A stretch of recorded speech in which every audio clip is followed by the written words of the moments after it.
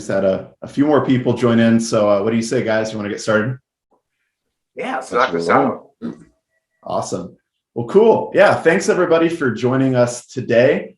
Today is our PlexTrac Like a Pro webinar. We're bringing it back, and the focus today is all about efficiency and effectiveness.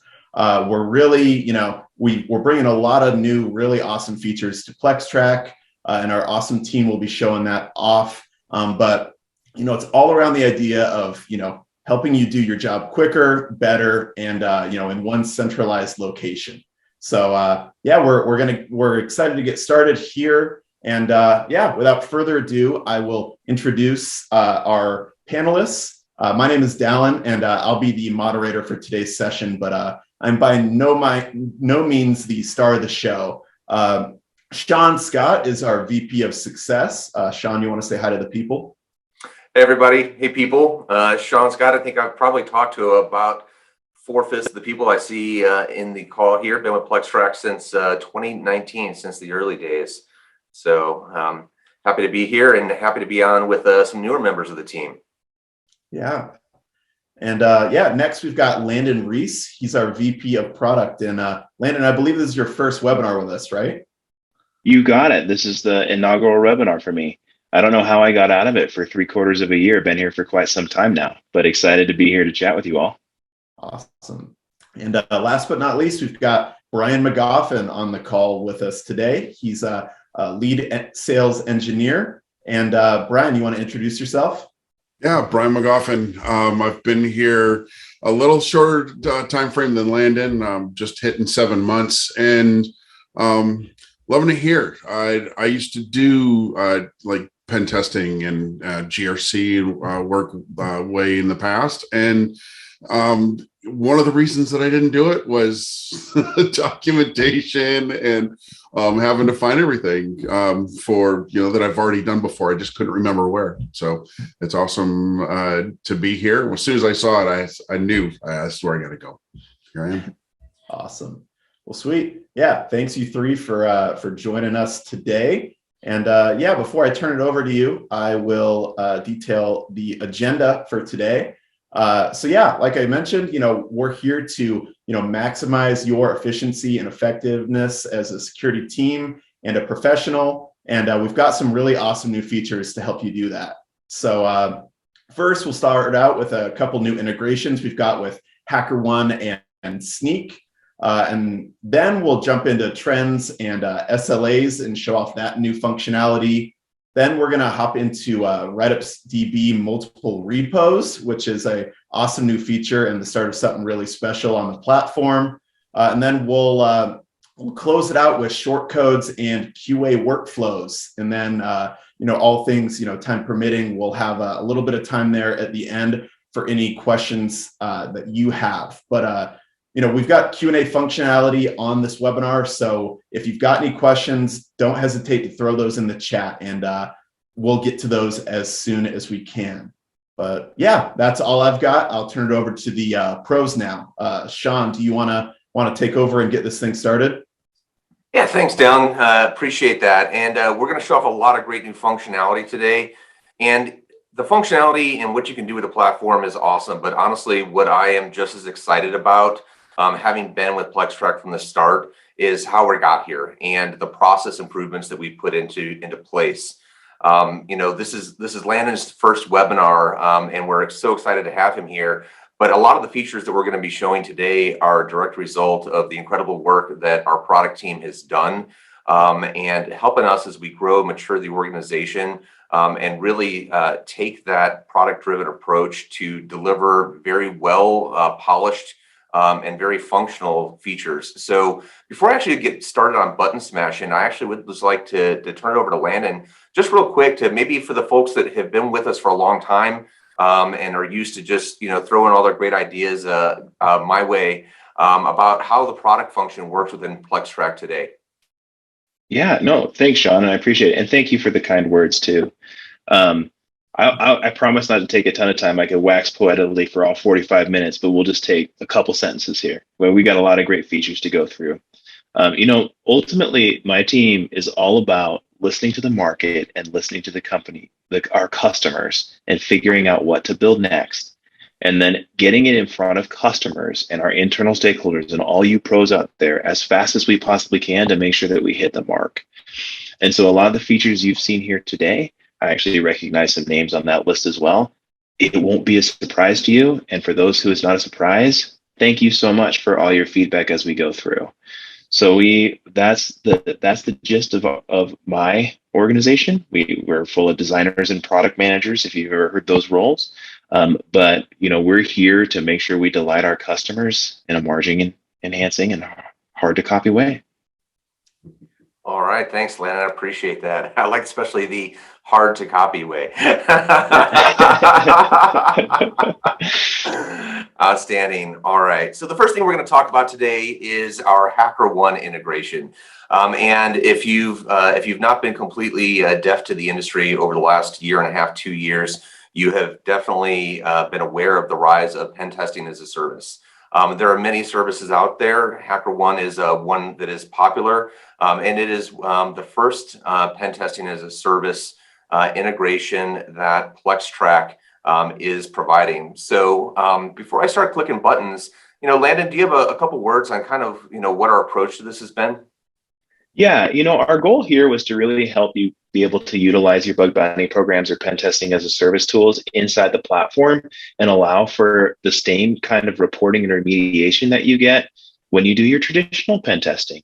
And so that was the main thought process that we went through as we were designing this.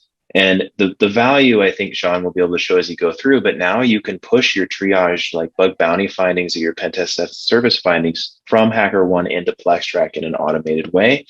And just one less step for you all as you try and get out to those reporting, and one more bonus of consistency as you try and deliver your message to your internal folks or your customers. Outstanding. So one thing that I do want to point out from the get-go is this is an API level integration.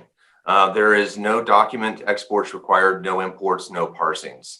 Once this is available in your instance of PlexTrac, you're going to have a new feature in your administration control panel called integrations. And so clicking into integrations, I have my HackerOne demo set up, but this is one integration in a list. And so we have actually delivered a new framework that is going to provide the foundation for all of our API integrations going forward. You maybe want to touch on that, Landon? I do. And so what I'll do is for all those who are watching here, I want you to think about this as a pattern. Yes, this is the way that it works to import your bug bounty information or the reports that come from HackerOne, but this could easily be the way that you get your findings from Snyk, or it could easily be the way that you do an automated integration from a vuln management tool or a vuln scanner. So this capability or this pattern is something that we're really leaning heavily into as we continue to invest in our API level integrations.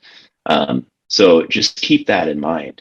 And I think, Sean, if I recall, for today, we're going to walk through HackerOne, and we can talk a little bit about how it works with Snyk. But the beauty is when that comes out in the next couple weeks, it's going to be the same pattern. It will look very, very familiar to what we see today, and that is on purpose. Outstanding. Setting this up is very simple. You throw it a name. This is an arbitrary string. It could be whatever you like, because once again, you're going to have potentially numerous integrations at the API level, so you want to keep them distinct. Your username and API key, that's what you're going to get from HackerOne. Pretty simple, pop it in there. And actually, if I go ahead and hit save, configure successfully, one thing that I was going to actually tear this down. But what's real nice is when you do first initially authenticate, you get a nice success message, lets you know everything's going smoothly.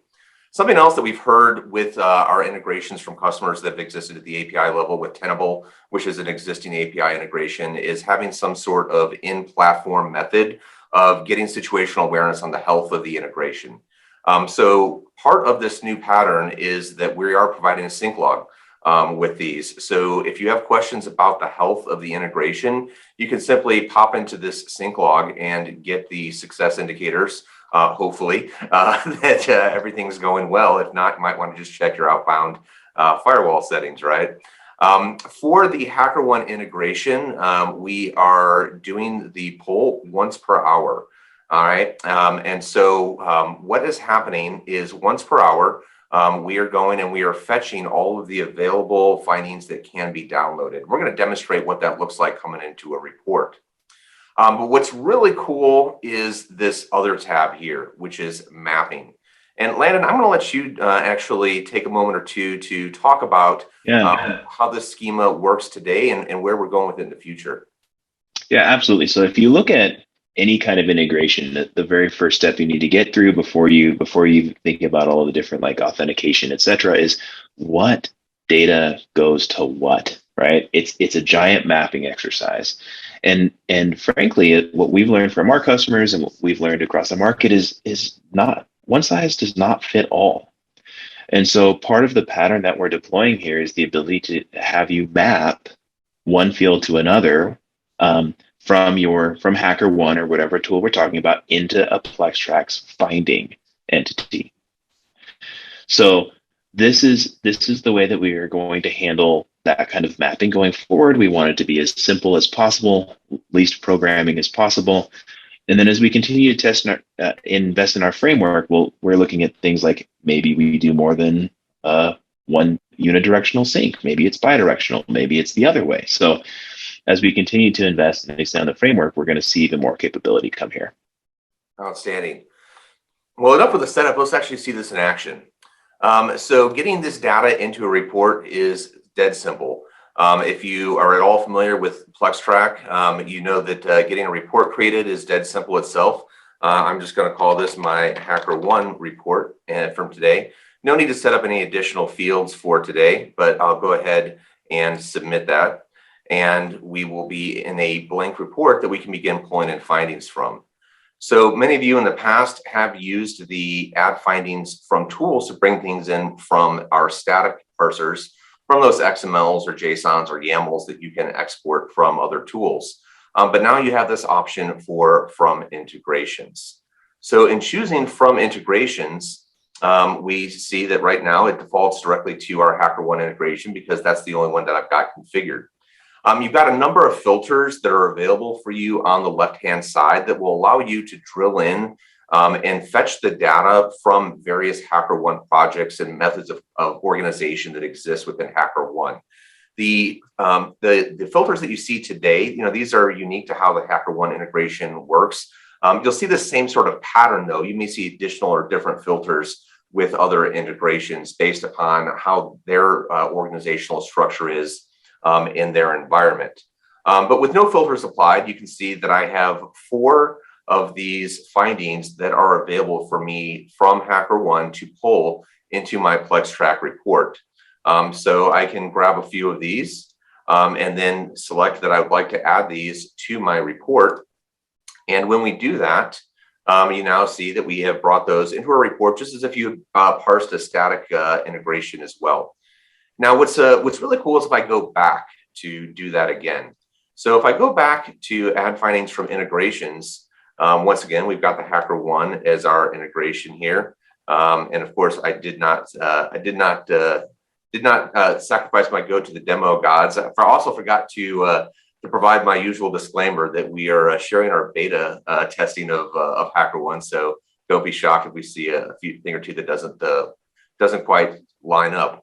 But what you'll notice is that I've only got 2 findings available for download right now. And the reason why is I've already downloaded those other 2. Doesn't mean that I can't re-download them, that they're not available for me.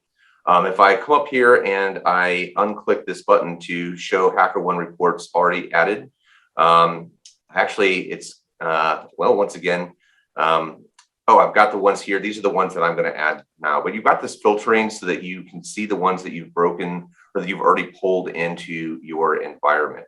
So adding those additional findings, and now we're back to all 4 findings.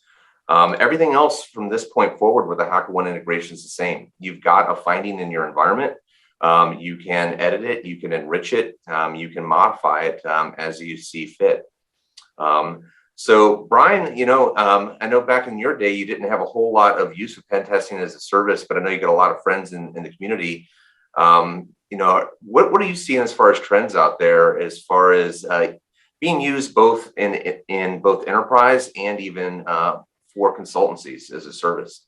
Well, the problem is when you have consultancies or enterprise starting to use multiple platforms, they don't all integrate together, right? They're not pulling things together. You've got to go to multiple locations just to pull together one report. And so that's where the value, I think, of PlexTrac in this use case comes into play. Is it's that one throat to rule them all, the one ring to rule them all. Well, I was going to say throat to choke, but this is all we're helping things breathe better, if you will. So, but yeah, that's my thoughts on it. It's just. From what I've seen, Brian, is that when organizations are outsourcing some of their work to pen testing as a service, that they're being very deliberate. They're choosing their crown jewel assets, the things that they want continuous testing on. They want someone banging away at because they want to know right away if something is amiss. But once they have that information, now we start entering the remediation workflow, right? And if I've got my crown jewels that I've got the world banging away at, and they do find something, I'm going to want to get that taken care of quickly. And mature programs, from what I've seen, have internal processes or benchmarks or service level agreements for time to remediation. And that can be based on a number of different attributes. It can be just based upon something as simple as the severity of the finding, or because not all critical findings are created equal, it can be a combination of attributes, right? It can be the severity of the finding with, for example, assets that are crown jewels, the domain controllers, the identity and access management providers, things like that. And this is something we've heard loud and clear. PlexTrac for a long time has provided a great method for you to track remediation. But we're taking it to the next level with our new feature, service level agreements. And Landon, you want to give us a little bit of a setup on what we're going to be seeing here? Yeah, maybe I'll start with the overall vision. When you can aggregate the data, you can help report and remediate from all the different platforms and tools. You have an opportunity to automate even more of the workflow and make it even more efficient. And the goal of service level agreements is to help you all figure out, what should I be doing today or next, and what's coming up soon, right? And how can I have the system tell me that, rather than have to remember in a spreadsheet or take a note and go find it. And so this is an investment in that space, one of many that we'll continue to make over our time in the product, but really, really excited for this capability to come and for Sean to show you all. Awesome. So first and foremost, when you hop into your service level agreements, which does exist in your administrative functions, you're going to see that we've got 4 pre-built ones here, right? And these will actually all be disabled by default. You can enable them if you like. Now, what you see for the name here, this is also just an arbitrary string. You will note that I've created my own service level agreement, which I call critical and high on crown jewels. I have been an information security leader. Once again, not all findings are created equal, and a high finding that exists on a critical asset may be something that I want to prioritize for remediation over a critical finding, if you will, on a laptop in the marketing department. No offense there, Angie. So, the beauty of this is that I can create my own service level agreements that are tailored to really target those particular things that I care about most. So I've created this one here, and I'll kind of walk you through a little of the functionality. The first thing is what is my target time for remediation, right? For this, I've selected 2 days. I would probably be wanting to do that faster if it truly is on a crown jewel, but I'm giving myself a little bit of slack here. I have then the option of start assigning the attributes that I want to associate with this SLA. So I can choose either one or multiple different finding severities, right? Now I do have to choose a finding severity, but luckily enough, I can choose them all if I so see fit, right? But the finding severity is just one of the attributes I can use. I could also say finding severity of critical or high, and the finding itself has a certain tag, right? And what is that tag? It can be whatever you like. Or maybe going back to my analogy of this being present on an asset that is extremely important to my business, I can choose it based upon other attributes of the assets that are associated, the affected assets. So those of you who are familiar with PlexTrac reporting know that for every finding, you have an opportunity to assign affected assets. And those affected assets have something like, I don't know, 36 different possible attributes you can assign. But one of the more important ones is the asset criticality, right? You don't have to use this. It's an option for you. And once again, that becomes an and statement with the severity of the overall finding. But the last attribute that we can use is the asset tags themselves. So assets in PlexTrac exist as independent data objects from any findings they're associated with. That's what allows you to get that macro level view, that asset view of everything that is impacting a particular asset. And you can tag your assets. And so what I've chosen for the attribute for this particular SLA is simply the tag of crown jewel. You know, common industry standard term. I think most people understand it. So great. Now I have set up what types of data go into this bucket. Well, what am I going to do with this? Well, the first thing that we can do is set up notifications. And notifications can go to two audiences. The first one is to the user that is assigned to the finding. For every finding of PlexTrac, you have an option to assign it to someone for remediation or other action, right? And so I can say I'd like for this given user to get a daily summary email. And this is pretty cool because roll-up emails are a pretty new bit of functionality. Landon, you want to comment on that at all? I mean, there's not a lot to share to add the roll-up capability, but it's pretty exciting. And I think what I'll say, and I don't know if you plan on showing it or not, is we really put in a lot of thought on what we wanted in a roll-up email because we know that this information is private. We know that this information is important and we need to stay within our platform. So what I'll assure you is that it is truly a roll-up and a summary that just in case for some reason this gets in a place where it might be exposed, that we aren't sharing anything but a number.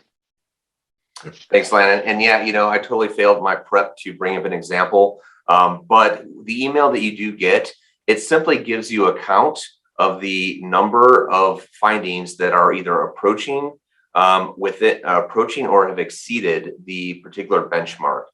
With a hyperlink that will take you back to the platform. There's no titles of the findings, so you're not going to get an email that says CVE 2022-1234 is present on VPN endpoint 2.2.2.3, right? It's just going to be a simple hyperlink that goes takes you back to PlexTrac so that you can investigate that further. And I'm going to show you where you can do that in just a moment, right? But another option that you've got is, hey, start sending me a little bit of gentle nudging, ping me, right? You know, if I get to say within 12 hours of this, of busting this gate, this benchmark, hit me up with an email. Let me know, right? And then also maybe send me something when I've actually busted it. Okay. Now I know that the boss is going to come looking for me, or if I'm the boss, that I need to go looking for somebody, right? But if you actually, you know, if you are the boss, one thing else that is really cool about our notifications is you can also identify other recipients that get and have options for these same sorts of emails. So maybe if I am, you know, if I'm the CISO and I really just want to know when the team hasn't met their objective, I can choose to get a notification. And as a, you know, I can choose to get this email myself as well. Now for the recipients, the selections here are going to be users that exist in your PlexTrac tenancy. Once again, that security concept, we don't want you sending this to, you know, Putin at Russia.ru, right? So you want to make sure that you're sending it to somebody who is going to be able to do something with the hyperlinks that are sent, and also obviously good OPSEC there.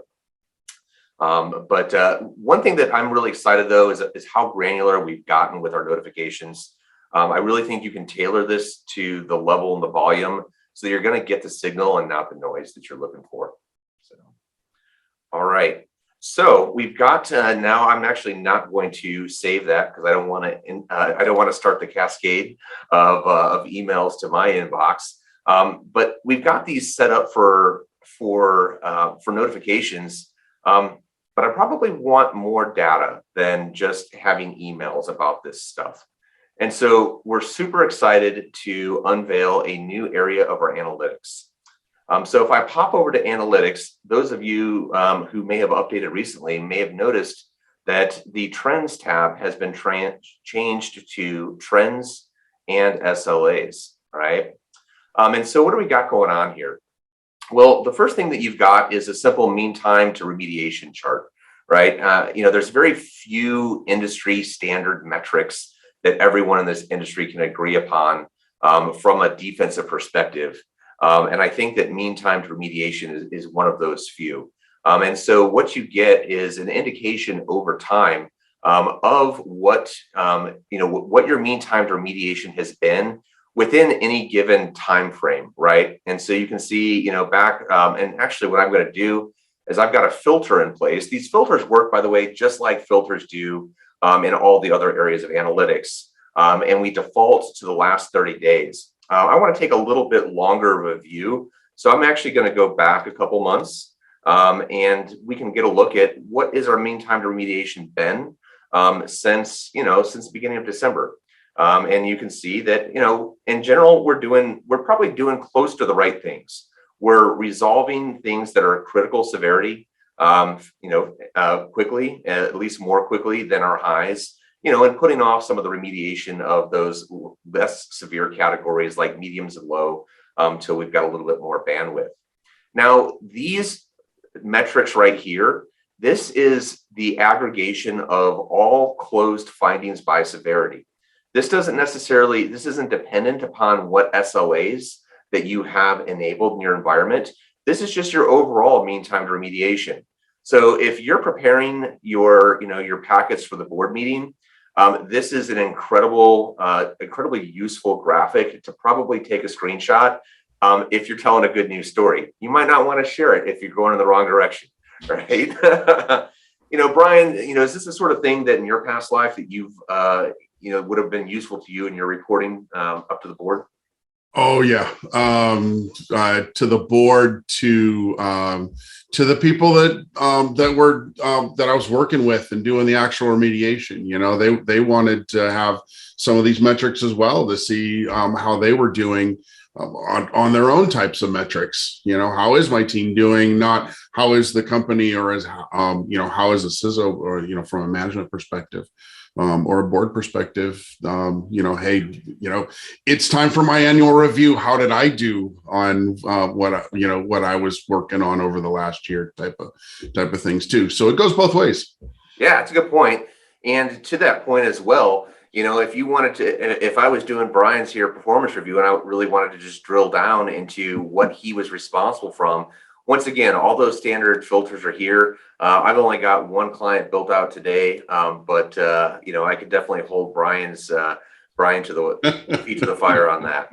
But we don't stop there. So moving on down, we've got this is the same. There's nothing new on this, but if you haven't paid attention to this, it is useful, right? And because I always call this the winning losing graph, right? Because ultimately, I kind of want to see some parity. Maybe ideally even more a little bit green, because red are findings that I've opened and green are findings that I've closed.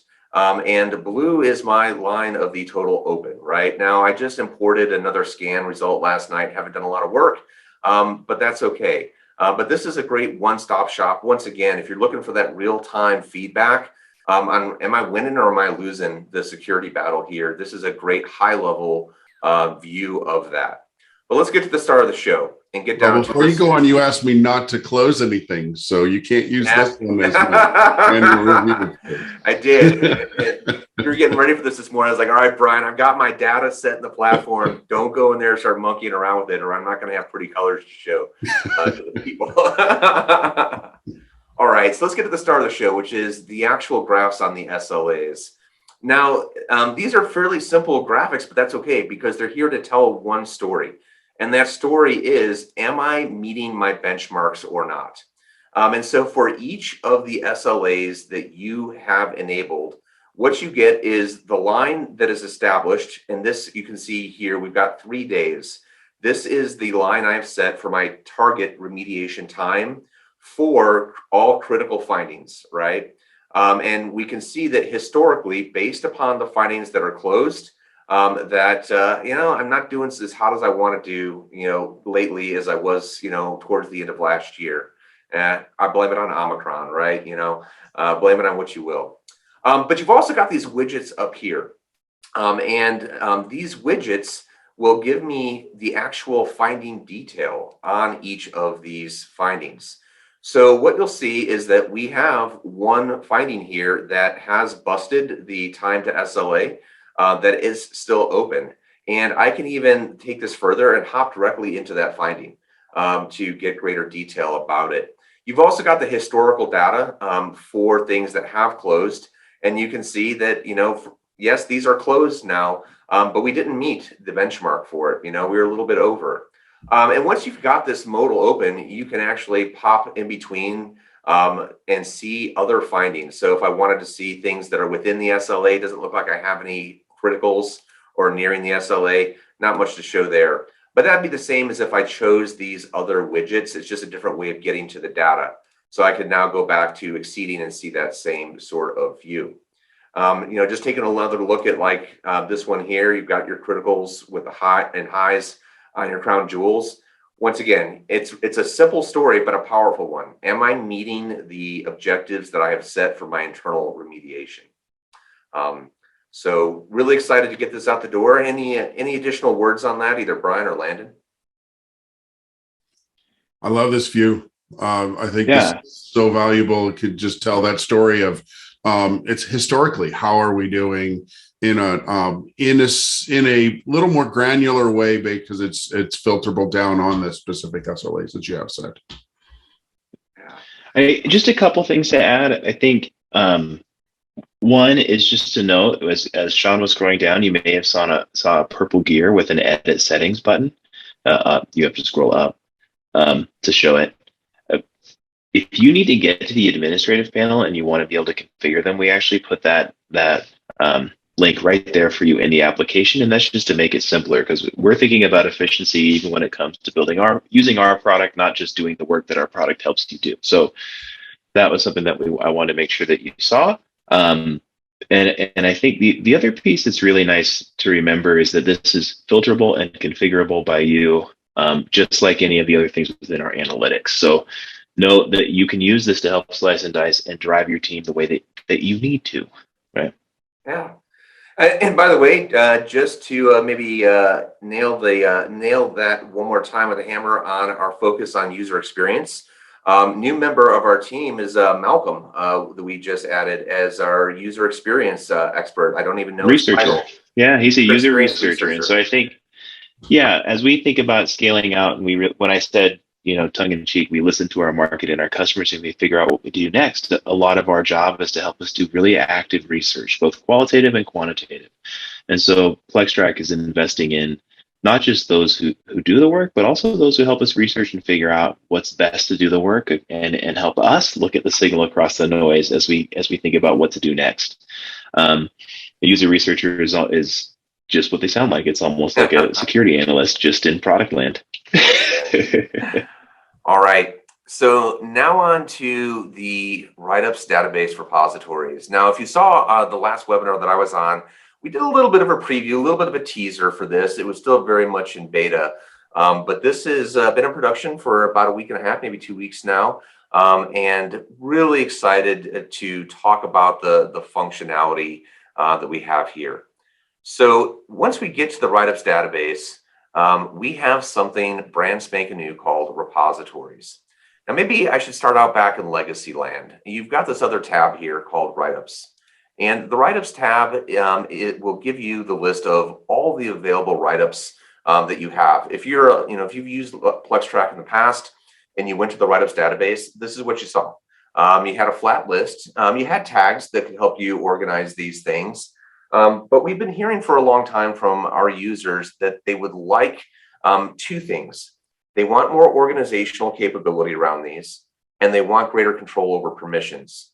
And the control over permissions really gets more important as our partners' teams scale, because you inevitably have a delta. You've got very junior folks that you are introducing to the industry, that you want to be able to use write-ups, but you don't want touching your write-ups with a 10-foot pole, on up to the actual people who are the experts and who are maintaining the accuracy of these, but now also ensuring that we have integrity of the data that is here.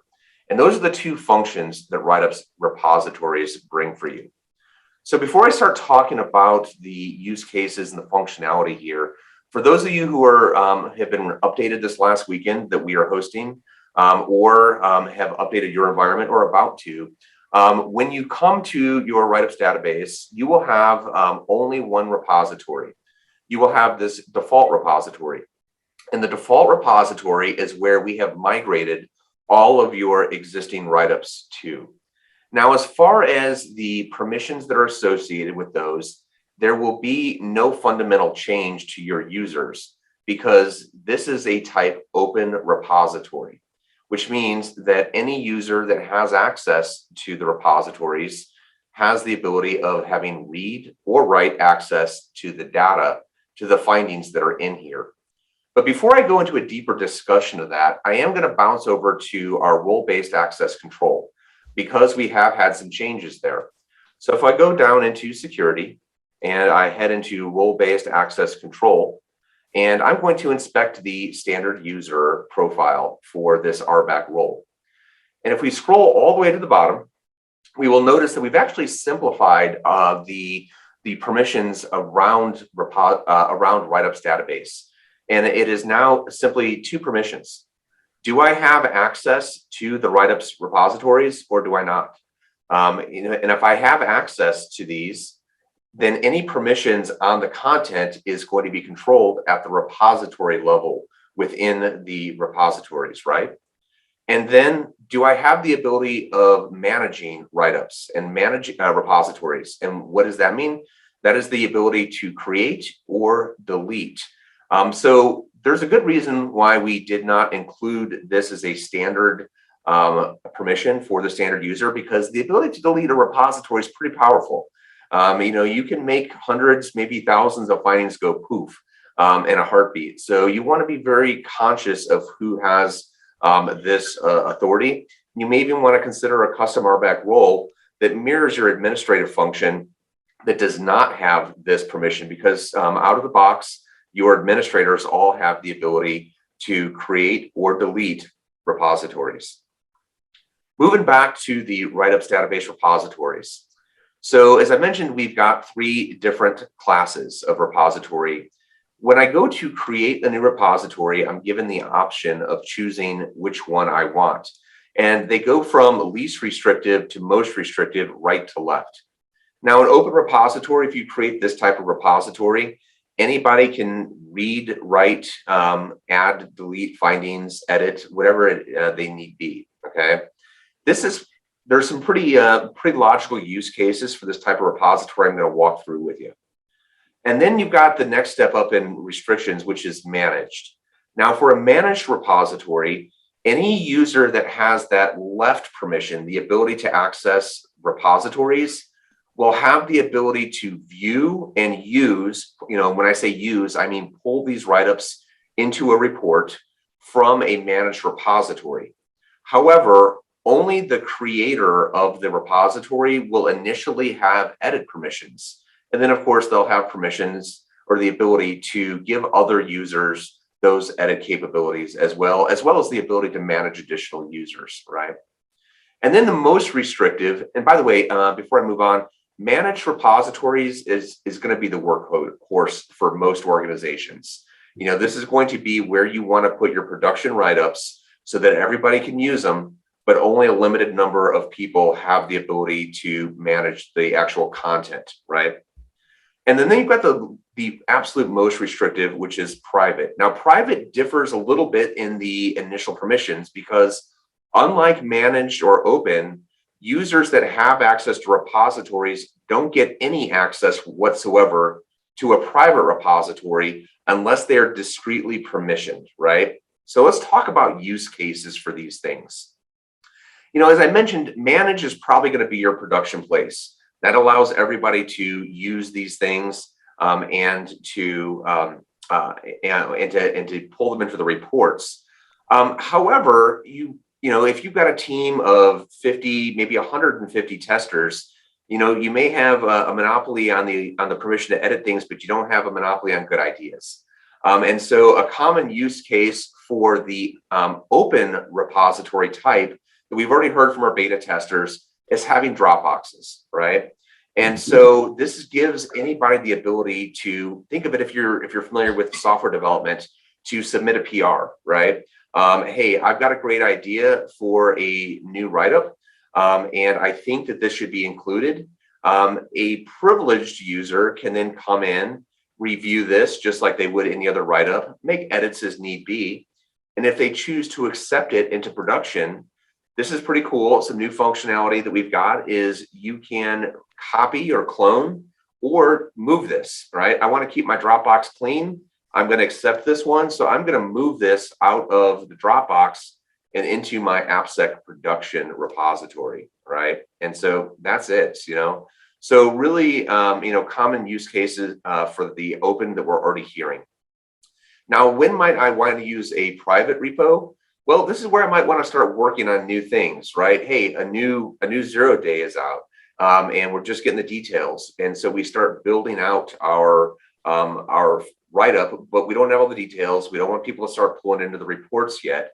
So I can start building that in my private repository.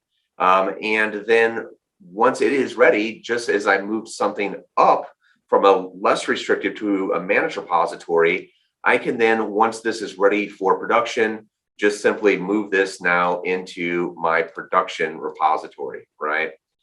Now, I did mention that for the private repositories, that when you initially create it, no one's got access to it other than the creator.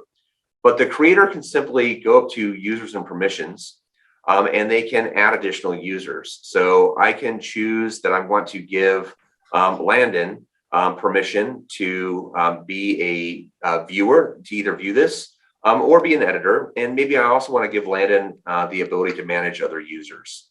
And so now I have, now I've given those additional permissions.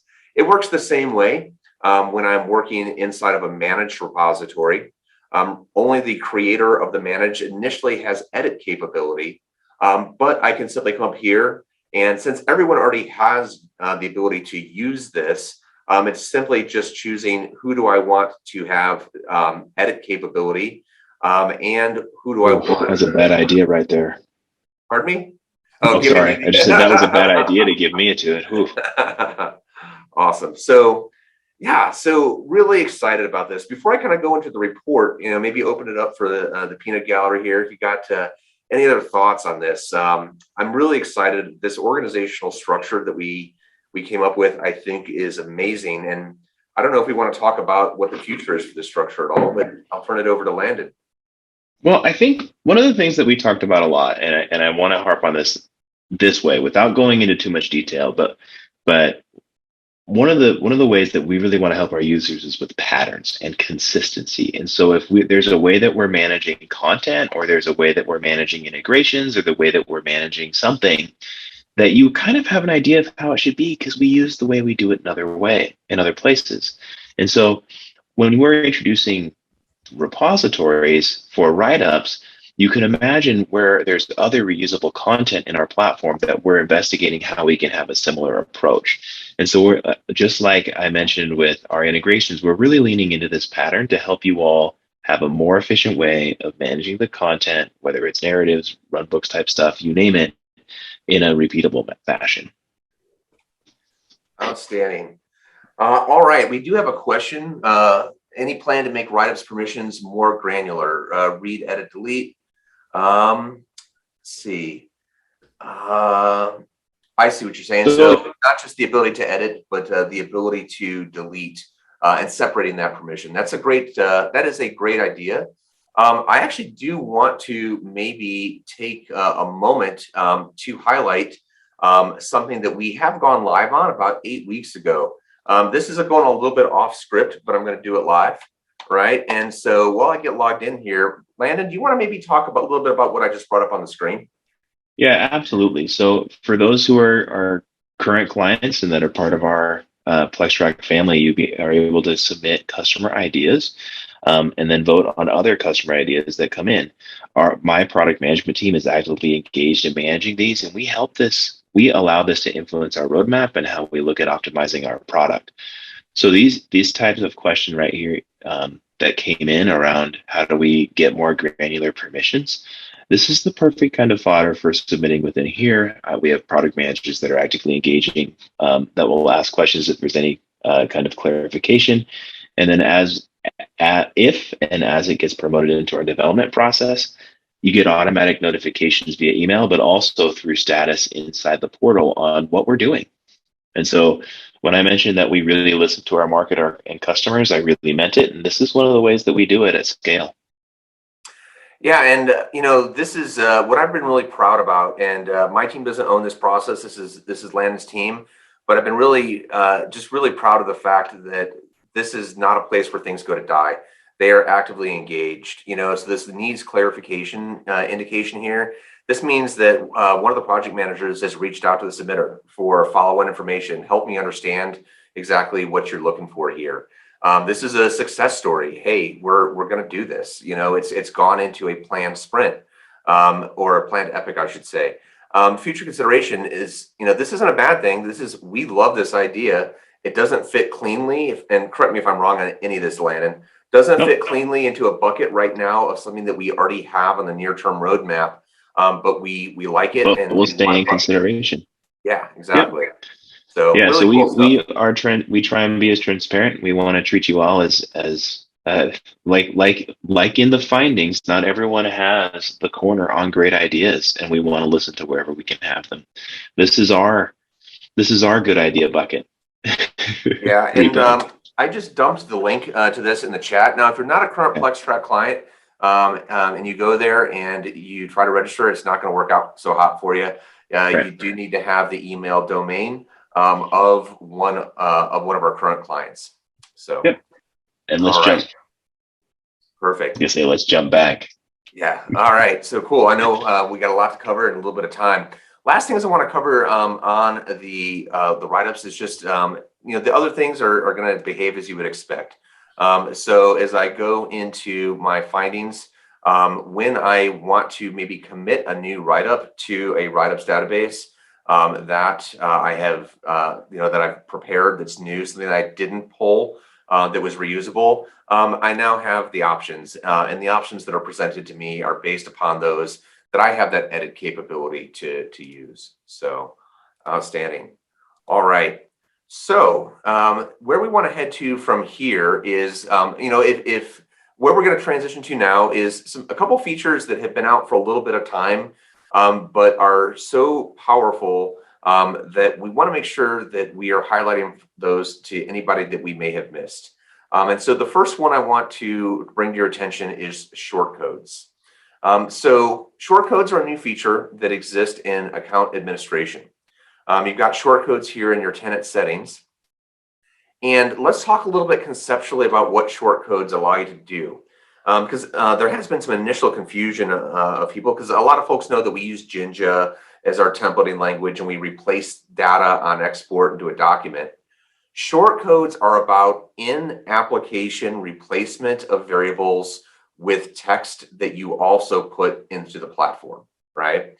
So you can, we just spent time talking about write-ups, reusable content.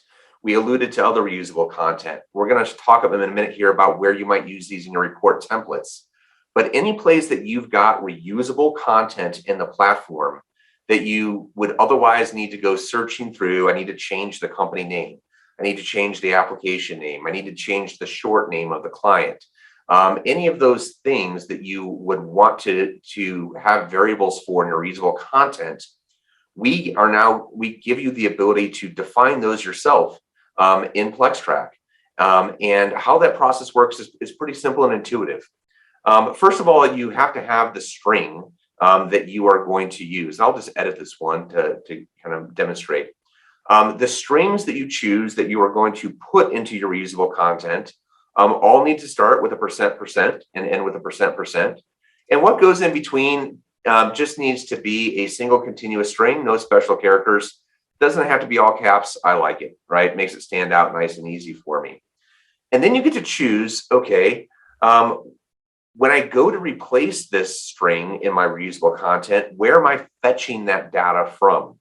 Well, I can fetch it from one of two places for my custom shortcodes. There are some built-ins that I'll talk about in a bit, but I have two choices for my custom shortcodes. I can choose to either get that data from report custom fields or from client custom fields, right? And then there can be, of course, many different report custom fields. So what is the actual label of that report custom field that I'm looking for, right? So pretty simple to set up. But once you've got those set up, you want to actually use those, right? So I'm going to show an example in a report template. So here's my baseline pen test template, right?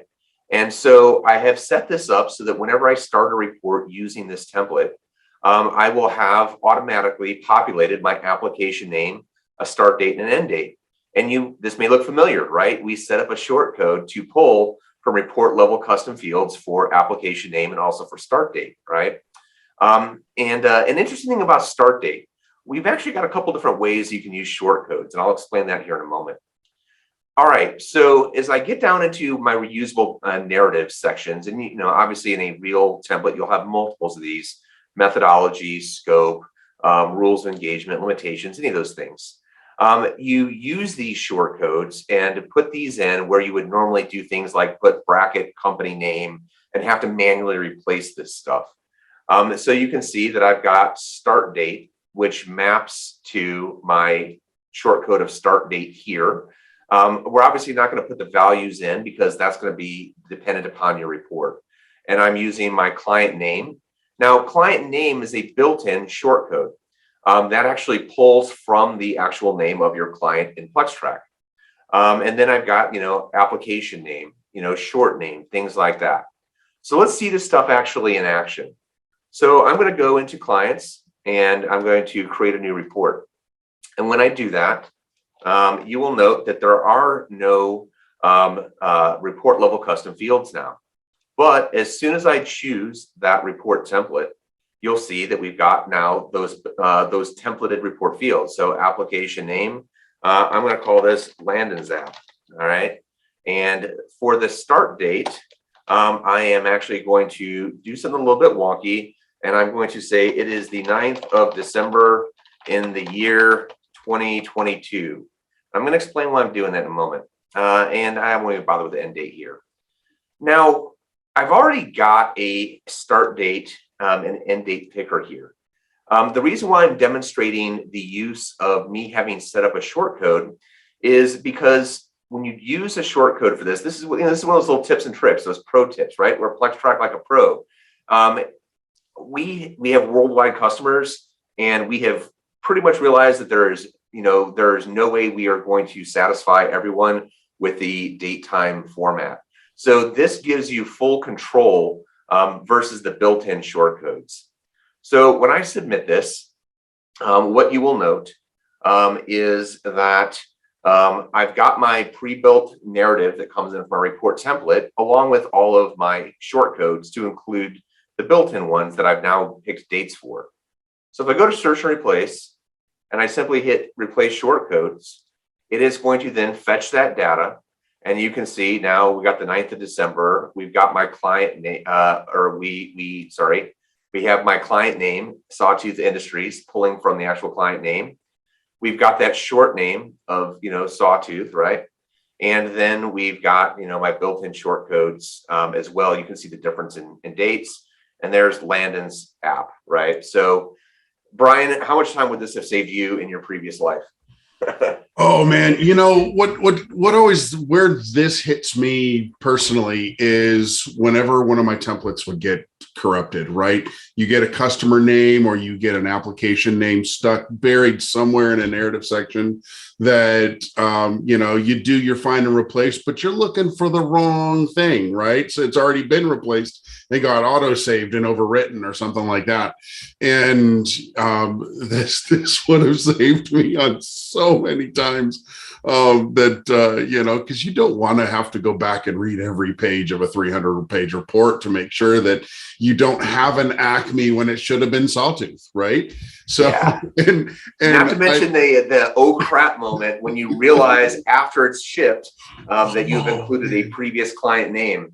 Now, what's interesting, by the way, is if you do have a shortcode that you don't have data for, we don't replace it with blanks. We just leave the shortcode in so that you can visually see that and then go back, put your data in, rerun shortcode replacement. So, all right.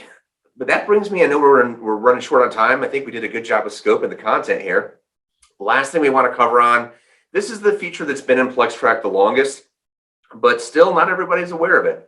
And that is the QA workflows tools. So today and demo gods, I am going to hop over to a new environment because I forgot to turn it on in this environment. So while I'm doing that, somebody tell a dad joke and tap dance. Yeah. So No, That's I think not too bad. You think about how much we showed. That's solid. So yeah. no, while you're jumping over, I'll speak a little bit about the benefits here. We know that a lot of our clients have more that they do beyond just like giving the actual report and filling in that technical data. They have series of reviews that they do on top before they deliver this product to their client or before they share it with their partners. Depending on where you are, that could be the technical editor, like the senior pen tester, but it could also straight up be an English major or a technical writer who's helping to review your grammar, your syntax, your tone, your style to match how your company wants to present itself or your brand.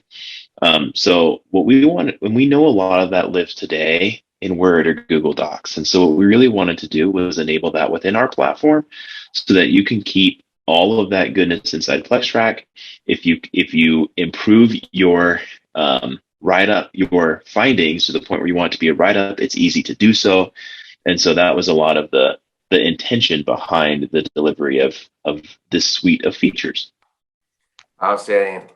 Well, thanks for that setup. And now I am ready to go. I have rapidly hopped into a new environment and thrown some lorem ipsum. By the way, loremipsum.io, great little website if you're ever needing some content on the fly real quick. All right, so what are the QA workflow tools? It's really the same things that you are already using in whatever your tool du jour is today, whether that's Google Docs, whether that's Word, whether that is, I don't know, Pages, if anybody actually uses that.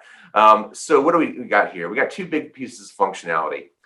First of all, if I turn on track changes, right away, as soon as I start, changing words, I am getting a record. And by the way, I've got this blown up for the purposes of demo, and so that's why things are a little bit squishy here. But you can see that I've got the record of my track changes and the ability to accept or reject that, right? So if I accept it, the replacement is made. We're back to Greek from Latin. Whereas if I had rejected it, exactly what you would have expected to happen happened. If you are making track changes, take this back to Latin, and you turn off track changes, your markup stays persistent, and it's there for you, available until someone accepts or rejects the change, right? Now, in addition to the actual track changes, we've also given you commenting capability, right? And so if I were to grab and highlight a section and simply click the comment button, I can, make a comment, right? And this is just like if you're working in Google Docs, you'll want to save that to ensure that it stays persistent for you. And then that's it. The great thing about QA tools is they're pretty simple.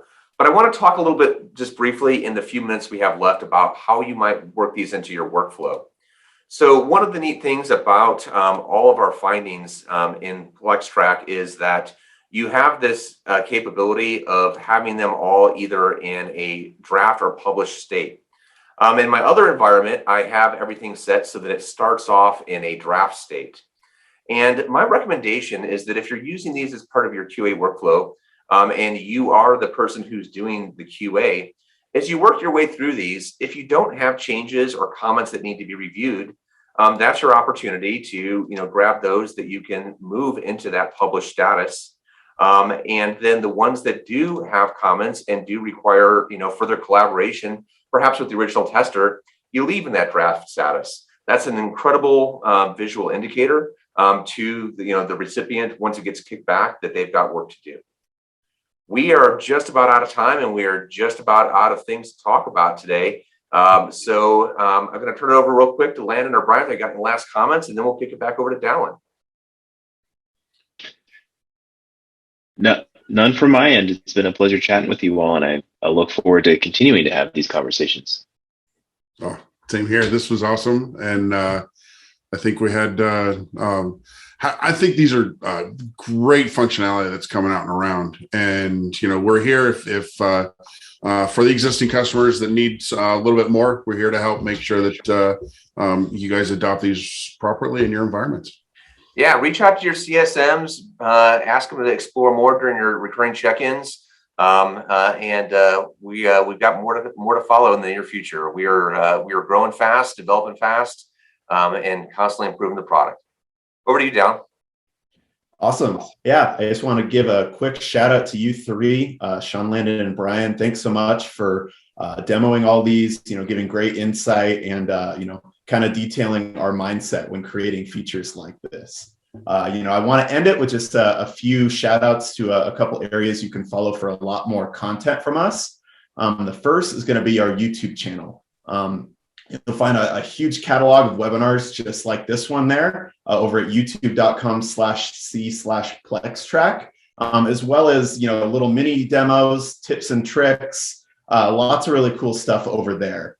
And we've got a lot of really cool stuff going on social as well. You can see we're on Twitter, YouTube, LinkedIn. We've even got an Instagram now. And, if you've got any more questions or want to see, a live demo with your specific use case, go book a demo over at plextrac.com/demo. We'd love to share more with you. But yeah, I will stop sharing here. And if anyone else has last minute feedback, feel free to let us know. But yeah, thanks everybody for tuning in today.